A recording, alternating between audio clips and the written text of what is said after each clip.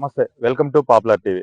ఈరోజు మనం కల్లూరు పట్టణం, కల్లూరు మున్సిపాలిటీ పరిధిలో అయితే ఉన్నాము. ఇక్కడ ప్రధానంగా వేధిస్తున్న సమస్య డంపింగ్ యార్డ్ అని చెప్పి మన దృష్టికి రావడంతో, అసలు ఇక్కడ వాతావరణం ఎలా ఉంది అనేది తెలుసుకునే ప్రయత్నంలో భాగంగా మనం ఇక్కడికి రావడం జరిగింది. అయితే ఇక్కడ కొంతమంది ఉన్నారు.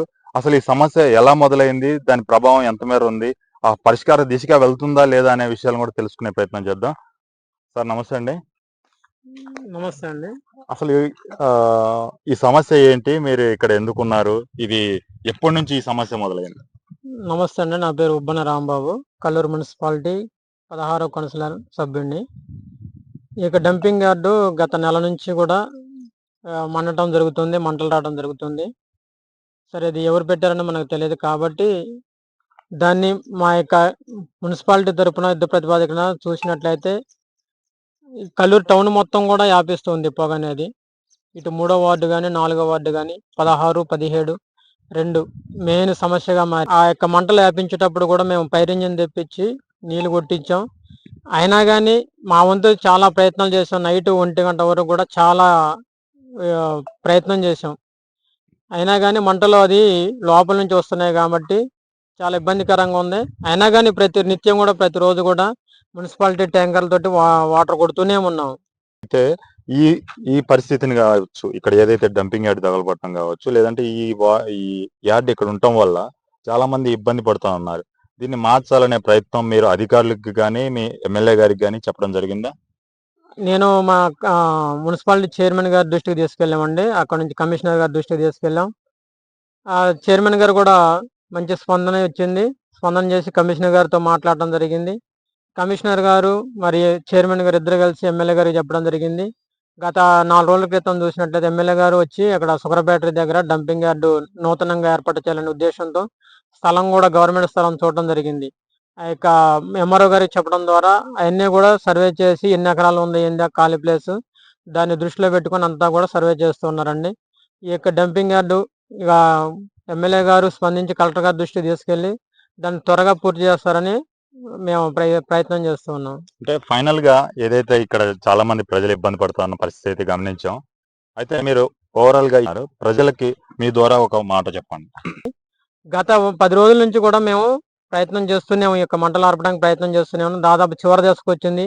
ఈ యొక్క 2 రోజులలో పూర్తిగా ఆ పొగను ఆర్పేసి కొత్త డంపింగ్ యార్డు ఇంకా మళ్ళీ ఇక్కడ దాని చెత్త అనేది లేకుండా కొత్త డంపింగ్ యార్డు ఏర్పాటు చేసి ఇక చెత్తను మొత్తం 2 కిలోమీటర్ల అవతల కొత్త ప్లేస్ చూస్తూ ఉన్నాం. ప్రజలందరూ కూడా నేను ఒకటే సమాధానం చెప్తున్నాను. ఇన్ని సంవత్సరాలు కూడా గత 10 సంవత్సరాల నుంచి కూడా చాలా ఇబ్బంది పడ్డారు ఈ యొక్క డంపింగ్ యార్డ్ వల్ల.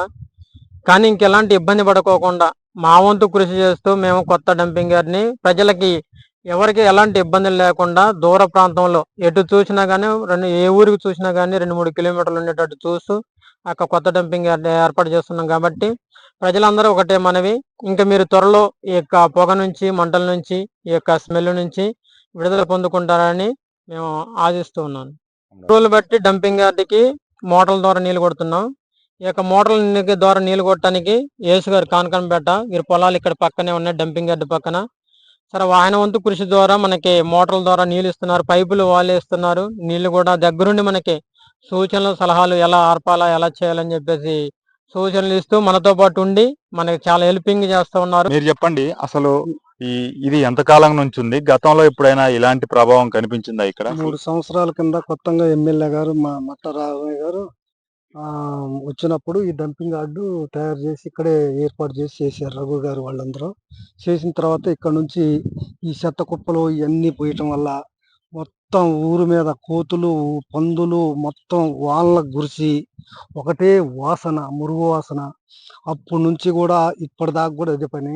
ఈ ఎండాకాలం వచ్చింది కాబట్టి ఇదంతా ఎండి ఈ రేత్రి ఎవరు అగ్గి వేసారో నొప్పేశారు, కాలిపా ఇట్లా అయిపోయింది. ఒక్క రేత్రి భస్మం అయిపోయింది.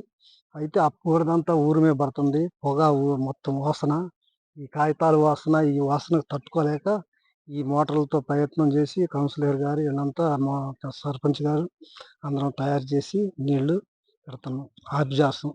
గత 3 సంవత్సరాలకు పైగా ఇక్కడ ఈ యొక్క డంపింగ్ యార్డ్ అయితే ఏర్పాటు చేయడం జరిగిందని తెలుస్తా ఉంది. ఈ నేపథ్యంలో గత కొద్ది రోజులుగా, ఒక 10 రోజులుగా ఈ యొక్క డంపింగ్ యార్డ్ కి ఎవరో గుర్తు తెలియని వ్యక్తులు నిప్పు పెట్టడంతో మంటలు విపరీతంగా వ్యాపించి దాంతో పాటుగా డైలీ పొగ కూడా వ్యాపించడంతో చాలా మంది ప్రజలైతే ఇబ్బంది పడుతున్న పరిస్థితిని గమనించాం.